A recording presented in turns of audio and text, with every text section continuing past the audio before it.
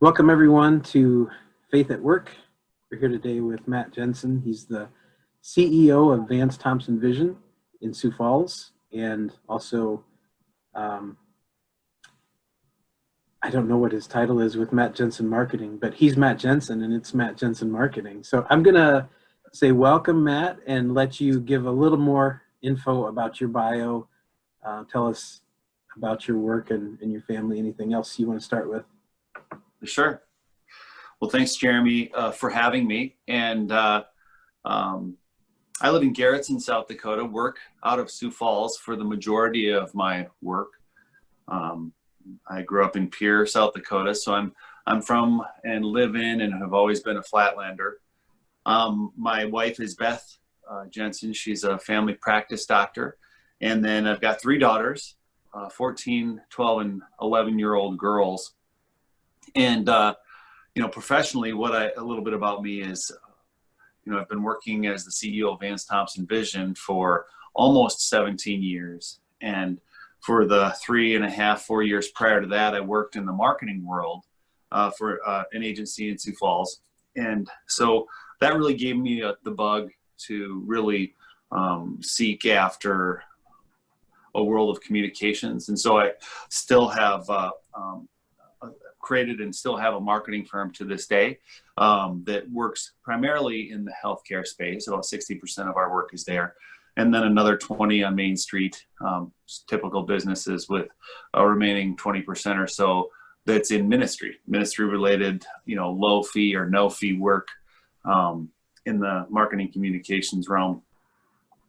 The marketing firm has 14 total employees.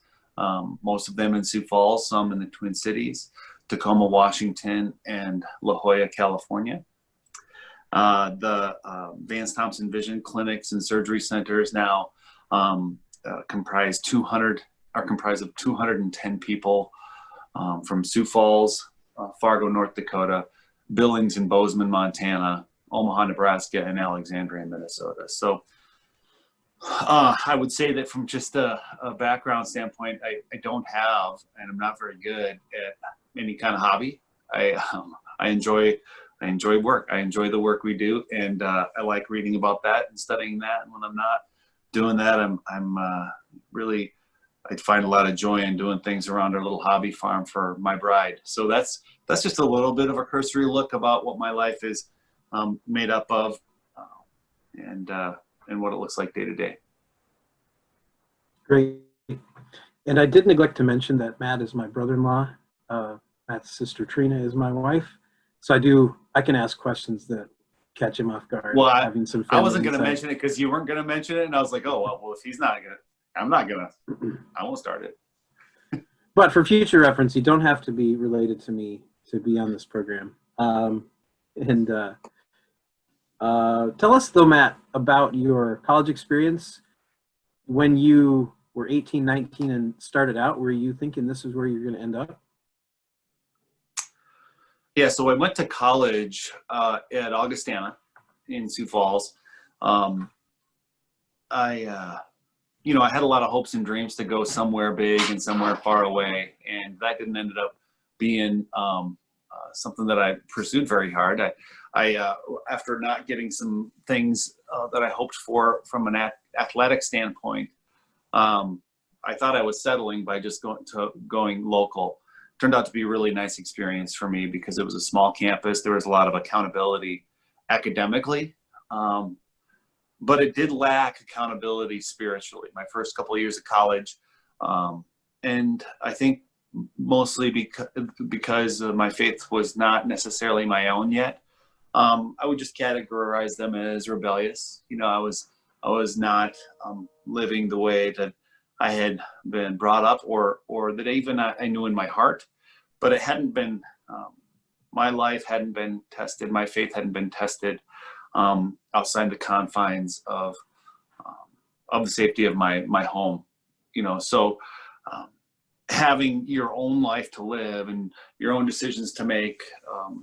And living with those things, I think that it's pretty easy in college to become less than your best, especially spiritually. So my first 2 years, that was my life, and I It certainly fit my temperament. But through really by the grace of God, but also through some social interactions and some campus functions, I stumbled upon a group of guys who were also not proud of their first couple of years. And we slowly sparked each other to kind of walk out of that time together. You know, there was a senior kind of member of us, the one guy who was a little bit older and far more mature, but he kind of grabbed us by the collar and kind of carried us and walked us all the way through a time to where we took our lives more seriously, our responsibilities more seriously, and certainly our faith. And that's really when I think there was a turnaround vocationally on what I wanted to do. Up until that point, I was pretty wayward in understanding, you know, what I hoped to do professionally. I studied, you know, music for a while. I studied religion for a while. I studied psychology for a while. I ended up with a religion major and a psychology major and a music minor. And there was a time where I thought I wanted to, you know, land all of that together and go into ministry. And I think I would have, if it would have been allowed of me. I looked at seminary for a little bit. I was an okay student, but I wasn't the strongest. And so I knew that if I went into seminary, that I would have to acquire a lot more debt. And I had quite a load of debt from college. So much so that when I was going through some interviews for campus ministry, almost kind of akin to InterVarsity, you know, I was advised that I had too much college debt to really raise my own support. They thought too much from a percentage standpoint, too much of the income would need to be dedicated to settling those debts. And so they said, why don't you go work for a few years and then come back and apply to be on staff, and you can raise your own support at that time. And I really, frankly, I was devastated because I really thought that because of how my college experience had gone, that's where God was leading me. And so I remember being at a weekend called Life Options for this ministry. And it was a weekend in the fall of my senior year. And they were interviewing people who might want to go on staff for their overseas missions or their campus ministries or what have you. And it was just a festival of ministry opportunities. And I got down to the interview, a part of a couple of those ministries, and they just said, yeah, this is it's really going to work out great, but this debt, I don't know. And I remember really sulking through the rest of the weekend and searching. And the end of that weekend, there was a keynote speaker who was a businessman, and he stood up at the podium, and there's 300 or 400, you know, college age young adults in the audience. He's talking about how his business, a marketing firm, had felt that God had placed on their hearts to pray for the former communist country of Mongolia. And so in his conference room, every Wednesday morning for the past couple of years, they had been doing just that, a couple of pastors and a few other business people. And that those prayers had turned into opportunities, and those opportunities had led to travel to Mongolia. And Mongolia, they helped establish the first commercial television station, which primarily aired, you know, family type programming, and had during the commercial breaks all kinds of ministry messages on how to learn more about Christ. And next thing you know, this gentleman was raised up kind of through the local and you know, the government of Mongolia, and ended up being in the room when the new constitution was being written to allow for religious freedom in that country. Became very close friends with the president at that time. And so the summary of that story was he just said, it doesn't matter what you're doing. I'm just an ad man. And then he said, I'm just an ad man from South Dakota. You know, no matter what you do, have a ministry. Well, right then and there, I decided I got to figure out how I'm going to work for that guy, you know, because, you know, here I had just been told no, and he was the next thing. And boy, he looked like the ultimate professional rebound. And so I worked really hard to try to get in there, spent a lot of time over the holidays applying. They had a very competitive internship. A couple hundred people would apply. All of the colleges would go there. Their interview process was like a dating game. It's just right to the next person, to the next person, to the next person. And after applying 3 times, I couldn't even get them to call me. And which was hard on me because I thought I was a big deal. I was, involved in student government and was big man on campus, was a homecoming king, which is a medal I still wear around the house when I feel like my girls aren't giving me the respect I deserve. And I just couldn't believe that they wouldn't even, give me the time of day. Well, I remember it was a J-term break. Augustana still has J-term, so 1 class the whole month of January, and then there's a week break before the spring semester starts. And I had been applying a lot over those couple of months, and I hadn't heard back anything. And so I decided that I was gonna, it's a timely story because I remember thinking to myself back then, I don't want to be 40 and wonder what would happen if I would have run after this thing as hard as I possibly can. And so a couple of years ago, that kind of rung in my ear because of how things transpired. But went on a little shopping spree. I wanted to just get their attention. I felt like if they just read my CV or my resume, I would have to at least get a conversation. And it turns out I was right. I got a 5.5-foot airplane propeller and got a box specially made at mailboxes, et cetera, at the time, and I had it all stuffed and wrapped my resume around it and shipped it through FedEx, and it left my hands one afternoon, and it got there at 10 o'clock the next day. And there was an upperclassman in my school a few years earlier who also worked there, who was trying to give me secret intelligence on how the interview process was going on all the interns. And she emailed me and she said, "What did you do?" I said, "What do you mean?" She said, "Oh, everybody's talking about Propeller Boy. What happened, with this application?" So I got called for an interview that afternoon and went in for the interview very soon after that. And very soon after that, I started as an unpaid intern for that organization. And as I graduated, I became the account associate for the CEO, who I heard speak in the first place. So it went from, really being down and sulking to really feeling like I got drop kicked through a door I didn't deserve to be drop kicked through. So now I'm sharing an office with him. He's writing all kinds of strategic plans. And by the time I graduate, I'm being offered a full-time role, not just an internship, or about the time I graduated. And so, that ended up being a really important experience for me, just to have to trust. I remember not wanting anything more than that at that point in my life. Going to the parking lot late at night, praying, studying the website for people in the organization who I could know and pray for, and just trying to imagine myself working there. Well, I thought it was going to be great because I was going to be in business, but still work in ministry.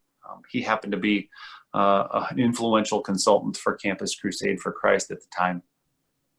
So I thought I'd be gallivanting around with him, going to Florida with all their leaders. And turns out what ended up happening was he would still do that, but his clients, I was going to take over. And so within the first year, it became really clear, my job was to keep things floating while he did the ministry part. And what ended up happening there, Jeremy, is I just fell in love with business, fell in love with marketing as a formal, science. I fell in love with communications and how one group of people might be moved, to another place in their thinking. And later on in our talk today, I'll kind of bring that all back around full circle to what I'm doing today, and how it's how obvious it is that God has me in the place I am right now, because it's been done in such a way where I'm still doing everything I ever wanted to do, but I can't take credit for any of it. It's a great story. I think a lot of our students probably experience a fresh vision for prayer and closeness to God when they're making career decisions. Maybe that's a normal stage of life thing. It sounds like much of what happened in your life was the gift of circumstance or God's providence, the way you connected with people. Do you have advice for how to help somebody who says, I would really love for that to be my story? I want to end up someplace where I know that my work and my faith are intersecting well and integrated. What are there some intentional things you've done along the way in terms of developing your faith and work life? Well, I'll answer that with two parts. One is, when people say that they want that to be their story, I always challenge them if they really mean that. Because if they mean that, that means that they don't mind being reckless. I mean, a gentleman called me last spring. He wanted a summer internship at Yeti in Texas. And he was going to school close by there. And he had been in the interview process, but he wanted to figure out, how do I put an exclamation point, after my interview? Well, you have to cheat. I mean, you have to find a way to be the most memorable person in that experience for all those interviewees. And for me, cheating looked like sending an airplane propeller. It's not really cheating, but it is that kind of like, I want it to be jarring in people's mind. If you really want it with all your heart and you're going to regret it for the rest of your life, you better run after it, and with just reckless abandon. So you don't ever look back wondering what would have happened if you would have swung all the way through. And some people can't do that, whether it's pride or confidence, or they're just not quite sure. They're afraid they'll offend someone. I think the biggest thing is just getting noticed in the first place. And then that will allow people to get to the next step, which is understanding your true gifts and what your contribution can be. That is totally aside from the integration of faith in the workplace. The faith in the workplace part is, I think there's a couple of different approaches to that. One is you can seek a place where that's already being fostered. And so you will come, in as a support to a river that's already flowing. The other way to look at it is that you are called to go into an organization that isn't like that, and that your responsibility is to make that commonplace, for the colleagues around you. And I think there's real need for both. So I don't know that I can answer it as simply as, how do you, step by step get to a situation of faith in the workplace. I think that God calls us to vocations that match our giftings and our temperaments. I think then we have a responsibility to find ways to praise Him and seek Him then in that environment.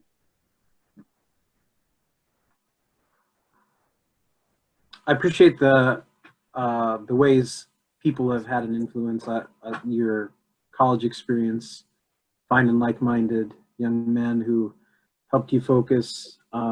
This first key boss that you had. Are there ways as the boss now that you try to have appropriate influence that's both professional and develops your employees in that field, but also as people, as perhaps people of faith? Yeah. Well, I'll answer that, Jeremy, by talking about my other boss at the marketing company, because it was co-owned. And while I was really attracted to the firm because of the charismatic one that I applied for, that I worked with, that I shared an office with, it was clear to me that I was brought in and developed to handle his work while he did ministry-related work. That's great. And while it's not what I thought was going to happen at the time, I think it's beautiful how it worked out that way. And I was mentored by him when he was around, mostly in an inspirational fashion, okay, of how you blend faith and work. His business partner, on the other hand, atheist, in recovery, a few marriages, a good man, right? But hard, kind of a classic battle axe mentality. And he had, over the years, learned the rudiments of how to be a good marketer, good communicator, where his business partner, the gentleman that I was attracted to, just has always had it naturally, which has just always had the ability to move people just in their guts, right? Like he would have been a great football coach or a great general, and but couldn't teach it. And so it was this great blend of inspiration and perspiration, right? Because while he was gone, while the mentor who was charismatic was gone a lot, I was the conduit of communication between the two partners. And so I would spend a lot of time with the mentor who was a little harder. And so I was forced to learn the rudiments behind it. So now to your question. How do those people of influence affect how you lead now? Okay, well, it has to be at least equal parts, both. Inspiration is really important, but it's not necessarily the best teacher, right? And so mentoring, getting in the trenches when you're coaching others, coming down to their work at the point of service, or in our case, the point of care, letting them know that their work is noticed, being available, covering, accounting for time that's just dedicated to them and their feedback. Those things are really important, but I think both leaders influenced me in that way. I think that if I were only mentored by the charismatic mentor, I would have only been performance-based. Okay, I would have been only inspiration-based. And I'm not sure I would have been an effective leader. I would have been a good mouthpiece. I'd be a good front man, but I wouldn't have developed a team around me that I'm as proud of as I am today. Half of the 210 people, I think, could probably take my job, and half of them could do it better, And so I think that's real leadership, is when you feel like the people around you are just so good because of how they've learned the rudiments, that you're getting more out of them than you could ever expect of yourself. Yeah, that does touch on a key leadership principle, I think. If you find yourself the smartest or the most gifted person in the room, you need to question your hiring practices, right? And, right. Who you're promoting and all those things. My family has seen firsthand some of the customer experience with the Vance Thompson vision, and I know it's in your bio right there at Matt Jensen Marketing that you're passionate about the customer experience. At one point, I had this maybe silly idea. I don't remember if I ever mentioned it to you, but I thought I should take some of the leaders from my church to see what a secular customer experience that's positive could teach us about how to welcome people into a church or a ministry. Tell us where your enthusiasm for the client, the customer, came from, and some ways that you work hard to make the best experience possible. And if you see any ministry applications, share that with us. Well, first of all, there's a ton of ministry applications for this. I think the root of creating customer experiences is a servant leadership mindset, right? Which is a commitment of time, a commitment of paying attention, noticing things that others might not normally notice. I'll talk about this whole thing kind of as experience design, like as a category. Experience design is a relatively new school of thought in business. And it's this notion of, when you go through something in a business world, that you should be able to define it, design to it with a predicted kind of feeling or outcome on the other side. So at the end of this restaurant experience, people should feel what? And you can create a predictable pattern of how to increase the likelihood that they feel that way. Okay, well, in the world of healthcare, I think that's more important than ever. I'll kind of take a step back here. So, 20% of all of GDP is spent in healthcare, and it's rising. And so, 10 cents of every 50 cents, 20 cents of every dollar that we spend today is something related to ours or our family's health. Now, what that also means is that when our family uses that service, we're going into an environment where people know our date of birth, they know our next of kin, they know our blood type, our social security number, they know our history, they know walking in that I have a higher likelihood of having a heart attack in the next 30 years of my life than the person sitting next to me because of my grandfather. I mean, they know so much, and yet none of it is used to make the experience better. In fact, a lot of it, actually, a lot of the detail work that they're forced to do is in conflict with a better customer experience. Here's a case in point. You walk into a clinic today, and many times, at least in my experiences locally around Sioux Falls, they don't even ask you for your name first. You start with date of birth. You walk in, date of birth. And I just want to stop and say, hello. I mean, or Matt. My name is Matt. Hello, nice to meet you. I'm happy to give you my date of birth now. I mean, everything is out of order, and I know the reason that it's done that way is because that's the way the fields come up on their computers. And the frontline employee who's doing that work, they don't mean anything by it. It's just the way the experience is designed. Now, that is a problem because most of that is designed by leaders. So the experience design falls mostly to leaders, and the purpose of it is to make the right thing to do the easiest thing to do, right? So they wouldn't, if it was just reconfigured, they wouldn't ask that question in that manner. If they happen to enter, it's April 7th today, right? If they happen to 8th? 9th. 9th all day, wow. Welcome to Corona times, right? Yeah, no kidding.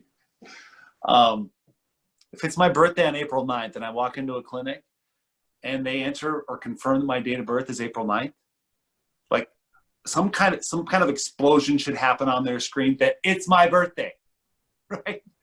And countless times I've been in a clinic on my birthday, a dentist's office or what have you, and you walk in and like date of birth, April 9th, like address, and I'm like, April 9th, and so those are just missed opportunities. Those are gimmies.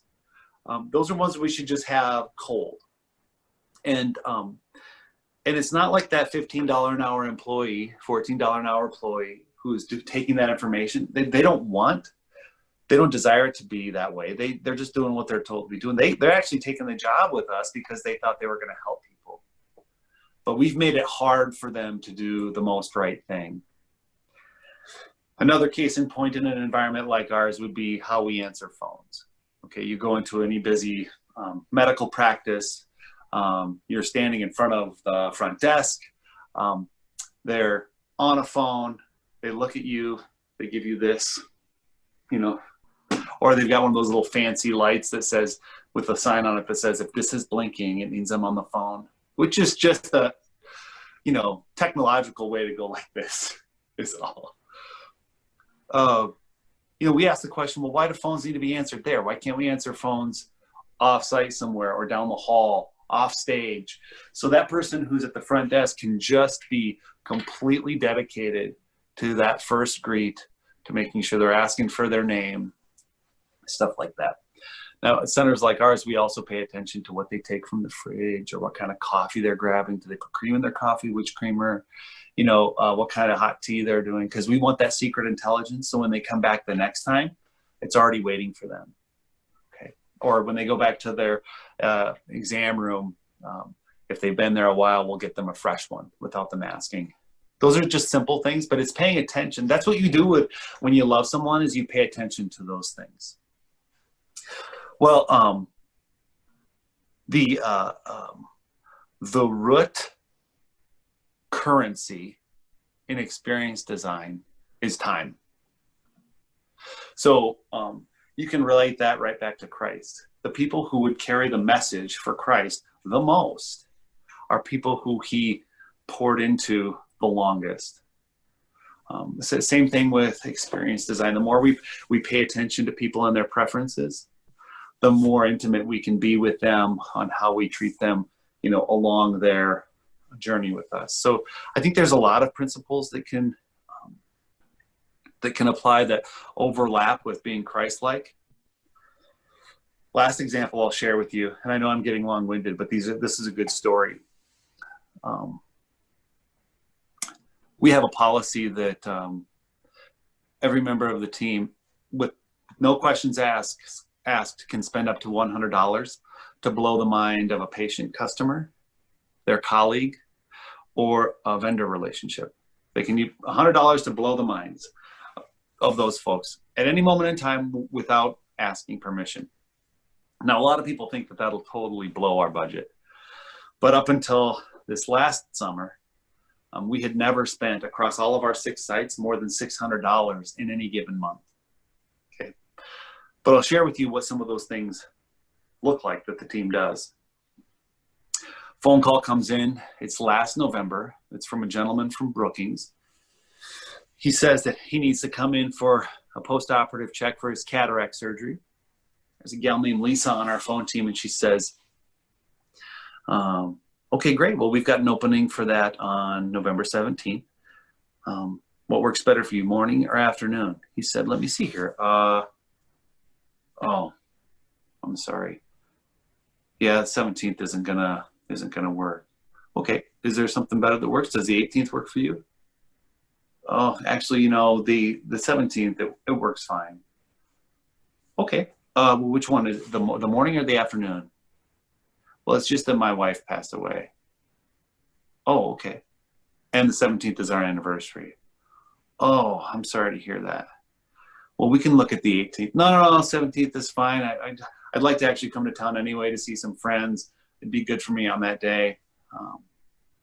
And so they decide to do it in the afternoon.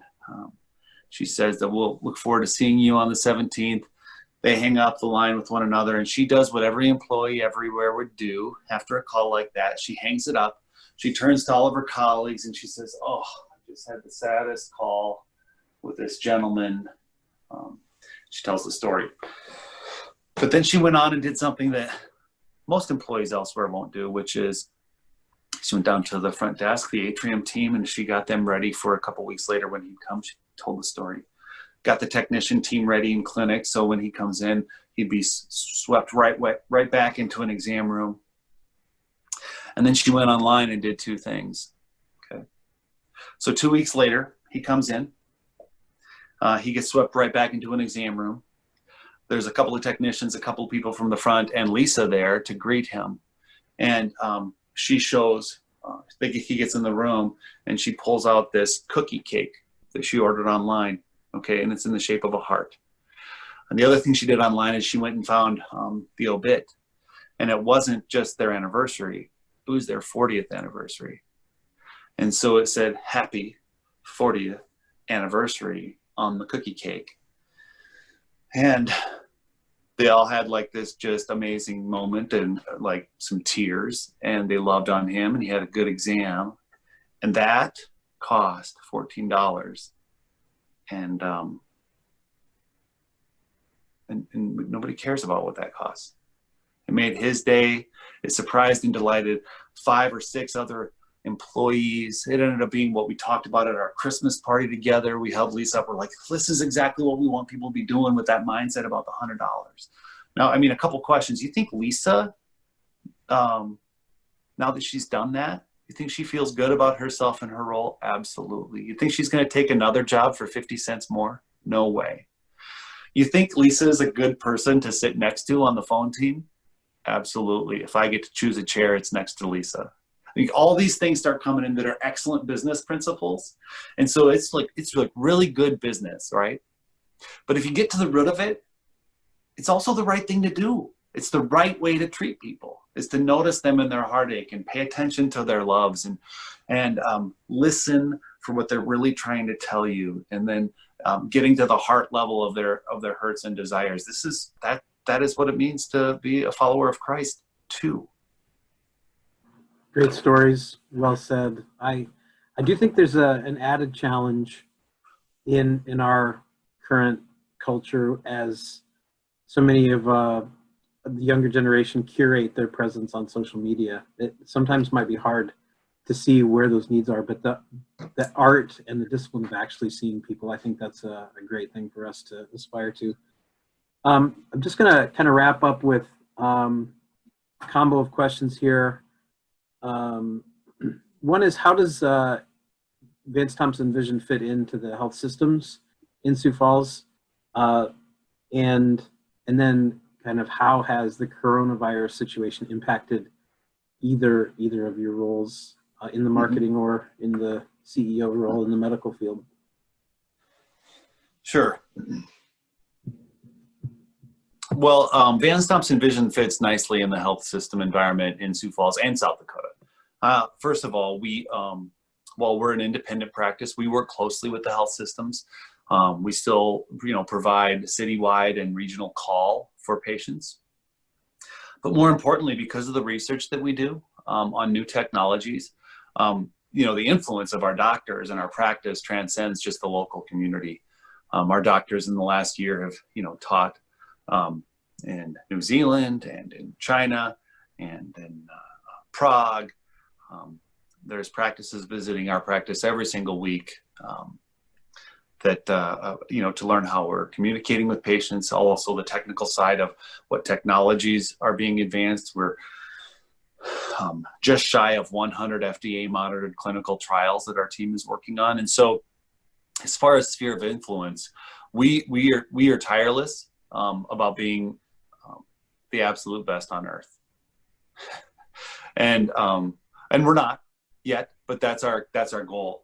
And every week we've had to cancel 2 or 3 visits over the last 3 weeks because of the coronavirus, of practices or industry folks who are going to come and observe, because our center was built for teaching. So people come in and observe a lot.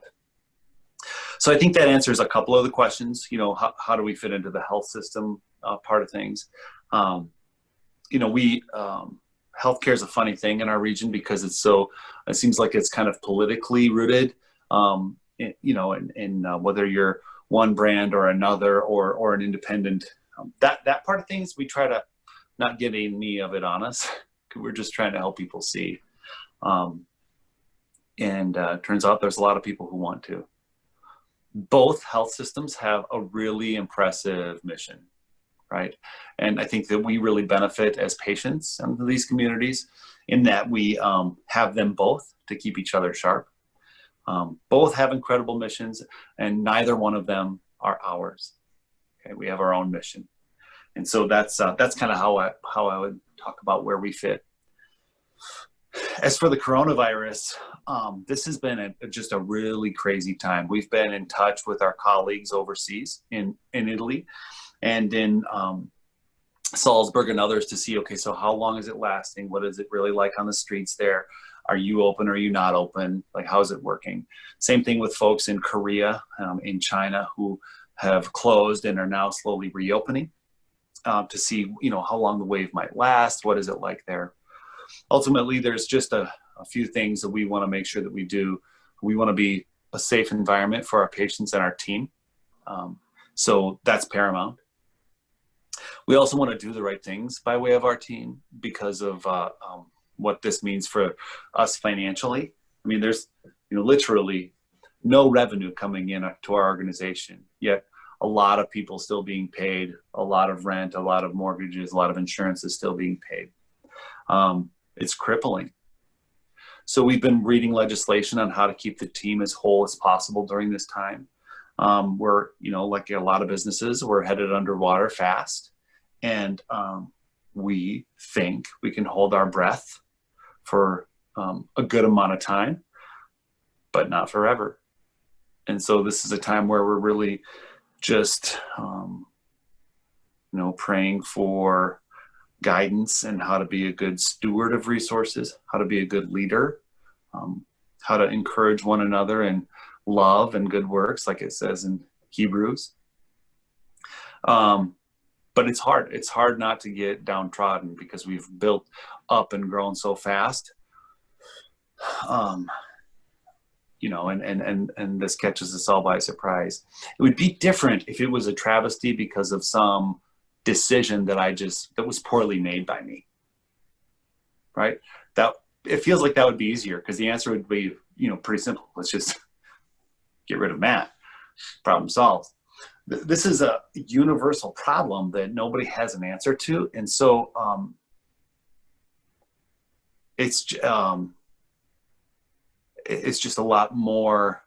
The mind, it's so much more of a grind. It feels like because solutions aren't obvious, but we're happy to say that for the time being, our team's whole. We're seeing emergent and urgent cases only. We're doing as much as we can with groups online, both doctor groups, team training groups, things in the communities with Facebook Lives with our doctors, etc. But we're reinventing, and everybody's going to have to. I don't think we'll ever get back to where we were before. I think that this will be kind of a new normal. I want to finish one of the stories, Jeremy, that I referenced earlier that I don't want to leave people with a cliffhanger. So I was told by this organization, Campus Crusade, that I should work for a few years before I try to go on staff. I end up working for this marketing firm. 4 years later, I end up working for Dr. Thompson and worked for him for a few years before, being offered a lot of other things and other places to fly higher. And he challenged me. He said, if you're going to keep being tempted to take other roles unless you do something, on the side that's going to keep your saw sharp. And so that's when I created MJM on my 30th birthday.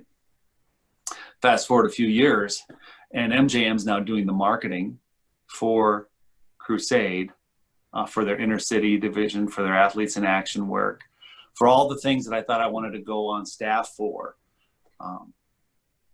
through a whole series of things I didn't control. God placed those things back that were just like so dear to my heart, put them back on my plate, but in a way that I could never take credit for. And so now we're happy to say that we are, those organizations are clients of ours. In effect, I'm still working for them, but never the way that I would have guessed, and certainly in a way that I can't beat my chest about. That's great. Any parting thoughts that you still want to add, and then I will pray for you and we'll call this good. Well, my parting thoughts would be, to just stay diligent about what you want professionally. You gotta cheat to get in front of people. That's a memorable way to remember it. And then, you tend to see the same people throughout the rest of your life. So you just got to make sure that, business is a big, small town. People have a memory, so treat people right.